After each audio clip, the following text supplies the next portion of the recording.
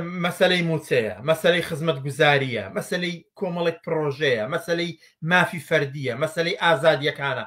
ئێوانە لە کوردستاندایە هیچ کەسێک دەستی یەکێتی و پارتی نەگرتووە کە لەو بارەیەوە بۆ نمونە شتێ بکەن. ینی بۆ نمونە هیچی کە خزمەتگوزاریەکان وێران نەکەن، هیچی کە بەنێوی پرۆژەی قازانجهێنەری خەیاڵی وەکو پرۆژەی کارەبا ناویان ناو پرۆژەی ڕووناکی و بە خەڵکی دەفرۆشنەوەکەوە دەستکەوتێکی زۆر زۆر وەک دەستکەوتێکی زۆر گەورە نیشانی دەدەن لە حاڵێکداوە پرۆژەیەکە بۆ خاڵیکردنەوەی گیرفانی خەڵک. وەرە تەماشا کەرتی تەندروستیکە، تەماشا کەرتی پەروەردە بکە، تەماشا ڕێگەوبانکە، تەماشا خزمەتگوزاریکەی کۆمەڵایەتی بکە، تەماشا موچەی کرێکارانێک کە لە کوردستان داوەری دەگرن، ئەوەی کە بێزگاوەی بەزیا لەو موچە خۆرانەی کە ئێستا موچەکەیان دەبڕدرێت.